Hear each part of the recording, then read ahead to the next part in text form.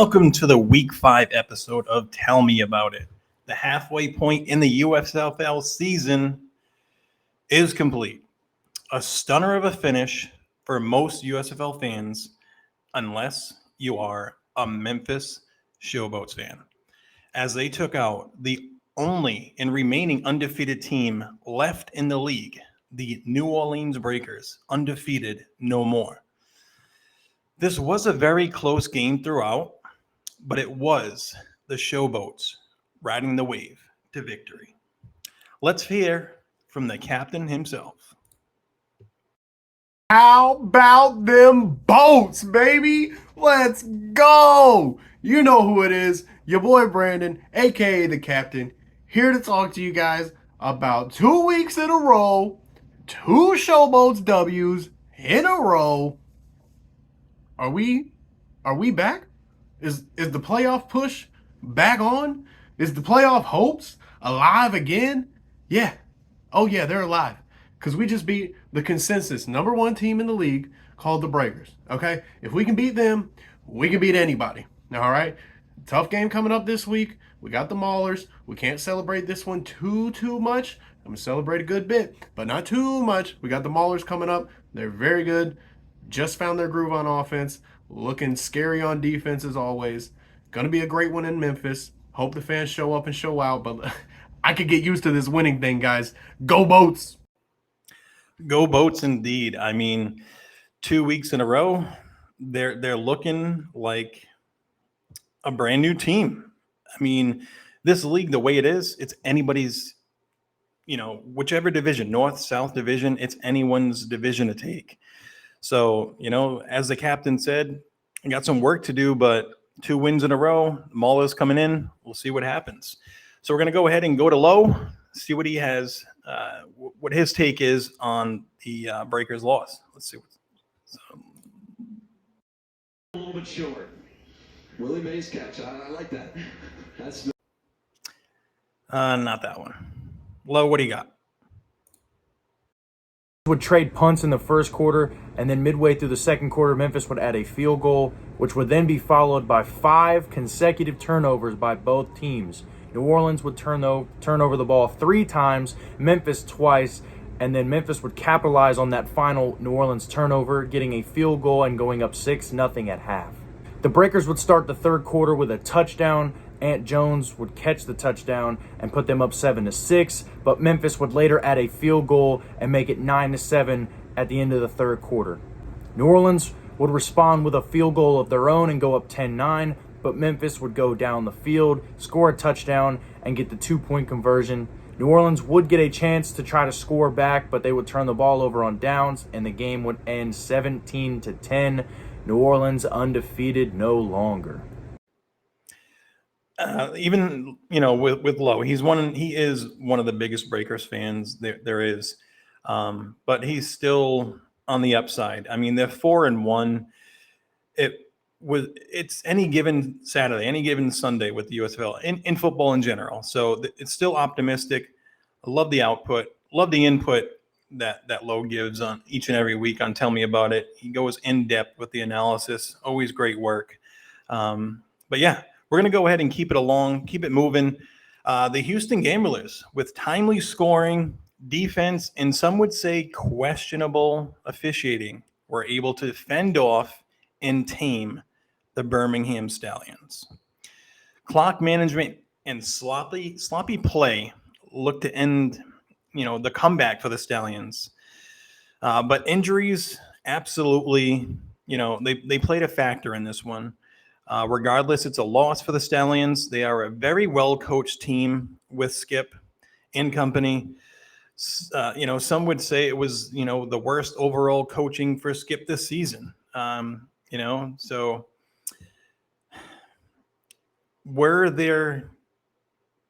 was the officiating questionable? When you don't have a call against the Gamblers, not one, compared to Birmingham's 10?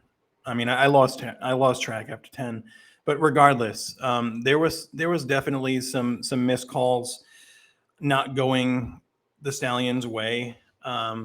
I don't have the greatest clip, but the biggest one, I'm going to go ahead and just play it really quick.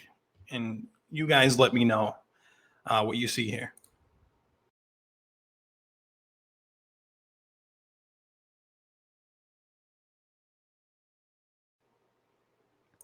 Everyone looking for a flag. I mean, I clearly thought this was going to be called. I did personally. And I believe Mike Pierre had just said, he didn't slide right, whatever the case may be. I say it was a blown call, blatant blown call from the officiating crew. But that's football. I mean, it was tough. Birmingham is definitely banged up going into this one. Scooby Wright being out, defensively, offensively, it's Magoo's team to run, and it just didn't look, like Birmingham had it this week. And, they'll bounce back. Again, they're a wonderful coached squad under Skip Holtz. So, we'll just see what happens in week 6. But let's go ahead and see what Buck down in Birmingham. He was actually at the game. What do you have, Buck? Tell me about it. Hey everyone, Buck here, kind of ready to talk about that Stallions loss against the Houston Gamblers. Very controversial, at least to Stallions fans, with the penalties and officiating during this game.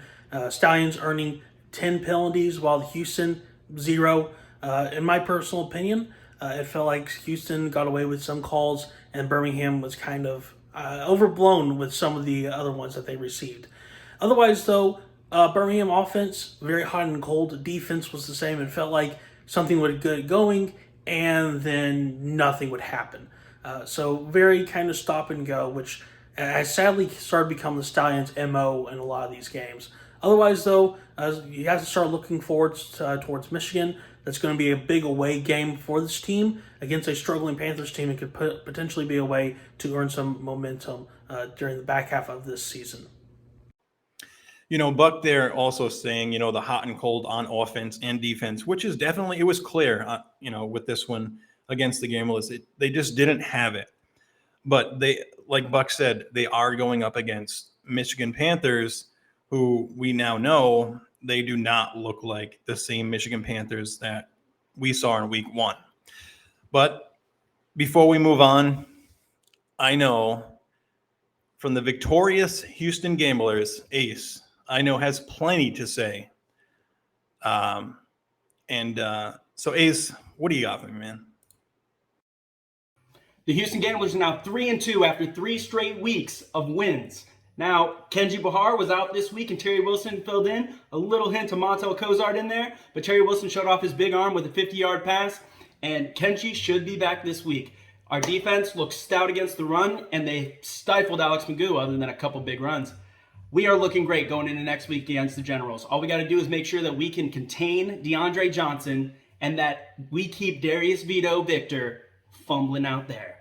Guys, it's looking great. We are easily number 2 in the power rankings, easily number 2 in the South rankings. Let's keep this ball rolling. We are #all in. Go Gamblers. A very excited Ace, as always, after a W. We didn't get to see it as much last season, but he is definitely pumped up for this season. And all Gamblers fans should be. I know, Ref, you're out there. You're definitely pumped up for this as well. They're playing extremely well. They played with 2 backup quarterbacks, and they got the damn job done. Plain and simple. A win is a win. A loss is a loss. You have to move on. You can't just, you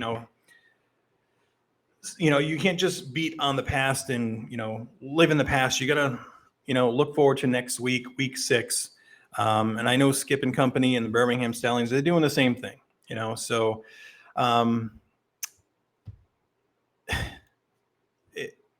going over with social media, there was so much talk about this game. A lot of Stallion fans, they have every right to feel the way they do. But again, these guys can only do so much. It's if the officiating, the crew, they miss calls. And all we can do is sit back and, talk about it like we do, or, watch it back, whatever the case may be. But on to week 6 for both teams. So we're going to go ahead and keep it moving. The Pittsburgh Maulers went into their matchup and took care of business. TCB, in which we saw that Jaron Horton defense continuing to dominate. Webb, drop that hammer. Tell me about it. What's up, guys? Another great day to be a Mauler fan. Reporting on this team, it's just awesome. 2 wins in the last 3 games. Could have been 3 out of 3. The team is gelling at the perfect time. The offense is settling, led by Troy Williams. You got Trey Walker, and you got Bailey Gaither and Isaiah Henney catching the balls on the outside. The running game can use some improvement. Obviously, there's room for improvement. It's only week 5, right? So if we get the running game going, this offense can be unstoppable. Troy Williams, Offensive Player of the Week. Can't say enough about how he settled down in the position, which has changed the whole mentality of the team. Defensively, Boogie and Olive have hit that quarterback all season long. It might not show up in the stats, but if you watch the film and you actually watch the defensive line, they are controlling everything else, which opens up for Vaughn Taylor and Will Miles and Nasir Player and Malcolm Howard and Tizino when he's coming. And if Eli Walker's coming, it's a complete different defense just because of what the DTs are doing, the defensive linemen, Boogie and Olive. Corners, we know Mark Gilbert can cover someone, right? He had 5 pass deflections in the first half, leads the league in that, got a couple interceptions down the season. The safeties, Tornadin, Tarpley, Eli Walker. Eli Walker has been all over the place. Like, that is a name. I know we talked about Tarp and Tornadin a ton, but Eli Walker is that guy. He is that guy that just plays every single position for Jaron Horton's defense. Special teams have been special. Blewett has made every kick. Mangle has punted pretty damn good. And then you also got the returners of Simmons and Henney. Right now, we're sitting at midseason. We're 2-3, right? Maulers 2-3, sitting in first place. And we'll be ready to go. But hammer down, Webb out. That was Webb enjoying the wonderful weather down there in Georgia. I don't know. It's just funny to me. Like him sitting on the porch, I felt like, some kids maybe, I don't know, it was just like a flashback or something, from a movie, get off my lawn type situation with Webb there on the porch there. All right, let's keep it rolling. All right, for more on the loss, I want to go ahead and bring up Cal. Cal, tell me about it. What's up, Michigan fans? It's your boy Maverick, and unfortunately, I have more bad news for this week for the Michigan Panthers. We lost our 3rd in a row to the Pittsburgh Maulers, 23-7.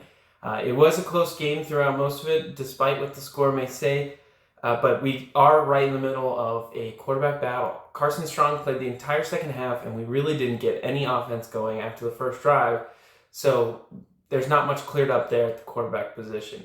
Luckily, all the teams in the North are now 2-3, so we're tied for first and tied for last, and right now, we're still right in the running to make playoffs. All we got to do is put it together for the back half of the season, and we should be good to go here in Canton. So let's not get our heads down, keep our heads up, let's hunt, go Panthers, baby. I mean, Cal has it right. I mean, every team is right there at 2-3, whatever the case may be. Week 6 is going to be a pivotal matchup for every single team in the USFL. Every single team. It's anyone's division to win. Honestly, it really is. Cal mentioning, the quarterback battle, not being set between Love and Carson Strong. That running game, if that running game, I mean, Reggie Corbin is a beast. We all know this. He can turn on the Jets and he is gone. But they just need to gel. They need to get back to that week 1 that week 1 gel, that week 1 persona, whatever they did coming into the season.